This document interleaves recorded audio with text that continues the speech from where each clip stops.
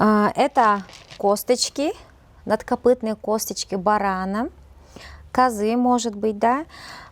Тувинская традиционная игра, которая развивает ловкость, меткость, глазомер, внимание. В эту игру играют также и взрослые, и дети.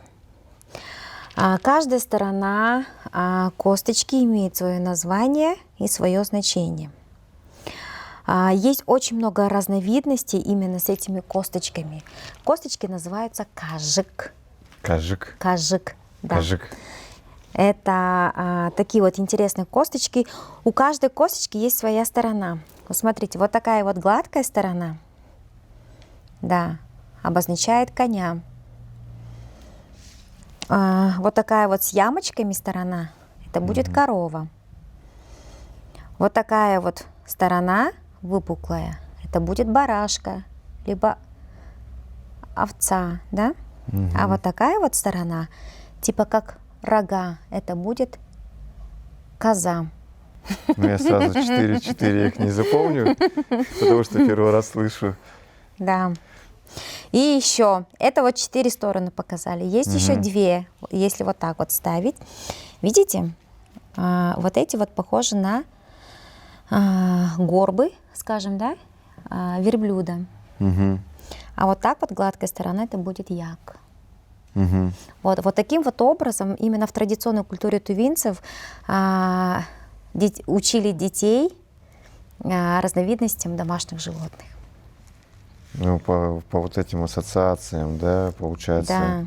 ну, каждая сторона, она что-то значит. Относится к каждому отдельному домашнему Ну, животному. здесь получается как по принципу кубика, ну, Да, игральных. все верно. Ну, от 1 там, до 6. И, ну, вот каждая сторона, она что-то означает, но я сейчас просто не запомню.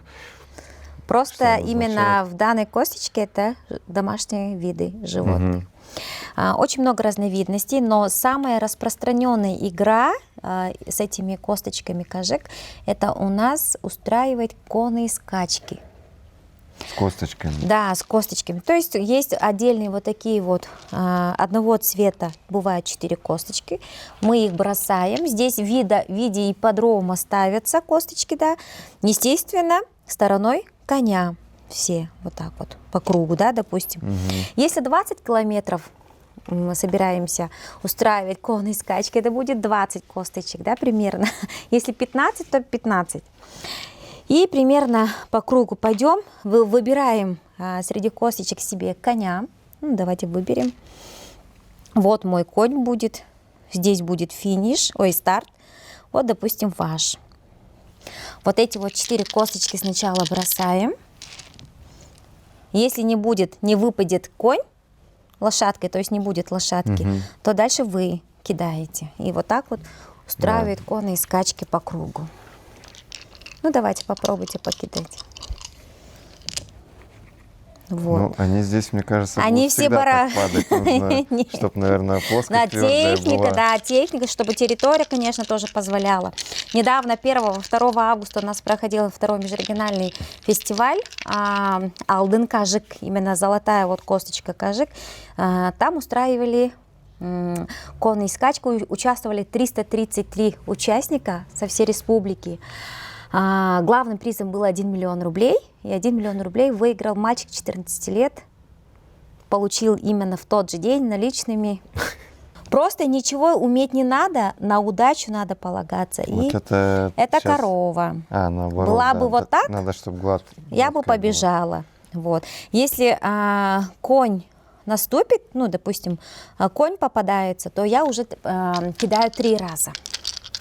Имею право кидать 3 раза подряд, если у меня выпадет лошадка. Вот видите, у меня 2 лошадки уже. Я уже побежала на 2 хода вперед. Вот видите, 2, да? Было бы 3, я бы дальше побежала. Еще раз, 3-й раз кидаю, да? Нет, ваша очередь. Тут еще нужно вот так вот. Вот, видите?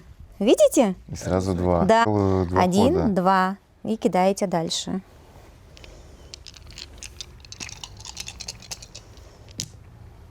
Вот еще есть. 3. 3 даже есть. 3. Вот и так начинаете ходить. Больше третьего пока раза. Пока у меня не будет Нет. пропуска. Кидаете 3 раза, если выпадает конь. Больше 3 раз не кидаем. То есть передаем дальше следующему игроку. Тут корова. Тут корова. Вот таким вот образом коротали очень длинные зимние вечера В юртах. Да. Слушали сказителя, слушали исполнителя горлового пения, дети играли, подростки играли, и взрослые играли. В эту игру, по-моему, можно очень долго играть. Да, можно. Можно также на Если еще как несколько человек вокруг, да? Именно на данном фестивале Алдын-Кажик играли на каждом вот таком вот поле, получается, около, ну, где-то примерно 16-17 человек.